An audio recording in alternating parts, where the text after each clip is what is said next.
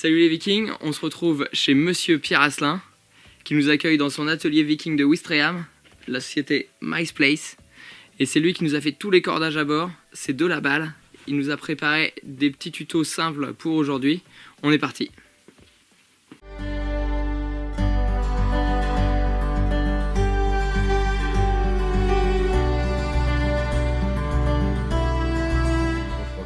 Mon métier c'est de vendre du cordage et surtout de le préparer pour qu'il soit adapté pour les bateaux sur lesquels ils vont être utilisés et pour les différents usages en fait. C'est-à-dire qu'il y a plusieurs manœuvres qui nécessitent des cordages sur un bateau et tous ces cordages là ne sont pas finis de la même manière.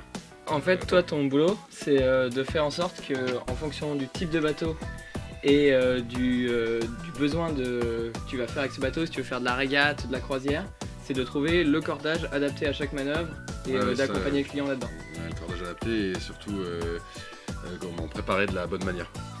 Bon alors en gros, pour tous ces usages de liens sur le bateau, je conseille d'utiliser du Dynéma. Du Dynéma idéalement tressé serré, c'est plus facile à travailler et ça tient mieux dans le temps. C'est de faire une manie textile. Comme ça, c'est un lien qui est amovible, on peut déplacer la poulie. En gros, je prends 1 mètre de cordage, à peu près, et je le plie en deux. Et là, je vais vous montrer la manière très simple de faire une manie textile, parce que après, il y a évidemment la manière un peu plus compliquée et plus élaborée avec un nœud de sifflet de Bosco, mais on n'a pas besoin forcément de maîtriser le nœud pour que ça tienne. Donc en gros, je rentre mon aiguille, j'ai une aiguille creuse là, c'est les aiguilles Selma qu'on a dans les boîtes que j'ai pas sous la main, mais tout le monde connaît. Tu proposerais pas ça pour Noël dans un coffret débutant spécial? Ah ouais, j'en ai plein, donc je les retrouve pas parce qu'elles sont stockées bien au chaud, mais j'ai plein d'aiguilles Selma pour Noël. Donc voilà, vous rentrez au milieu, à peu près sur une longueur d'aiguille, c'est pas mal comme étalon là, et puis vous ressortez en faisant bien attention à ne pas abîmer les fibres. Voilà. Ok. Donc là vous avez votre base de manie textile qui est réalisée. Donc il faut juste laisser un petit œil pour pouvoir refermer.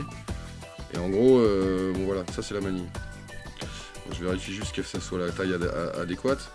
Et alors effectivement on voit un peu partout le nœud de sifflet de Bosco qui est super, hein, je vais en faire un tout à l'heure pour vous montrer. Mais quand vous avez 5 minutes, par exemple en mer, que c'est urgent de changer la poulie ou que vous ne savez pas faire le nœud, vous n'avez pas envie de vous embêter, vous faites juste un nœud en 8, c'est réglé. Alors effectivement, c'est moins joli surtout, mais ça va pas mal quoi. Donc un nœud en 8 c'est comme ça. Et puis le truc le plus essentiel à bord en fait, c'est que avant même de changer les voiles, si on change pas les drisses qui vont dessus, et ben ça sert à rien, on pourra pas les régler nos voiles quoi. On va juste défoncer des voiles neuves parce qu'on n'est pas capable de mettre les tensions qu'il faut au bon endroit.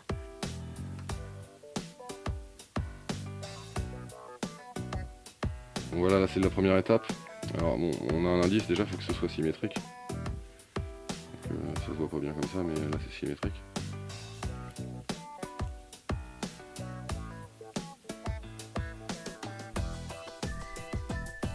Voilà, puis il faut le finir idéalement à l'aiguille pour que ce soit bien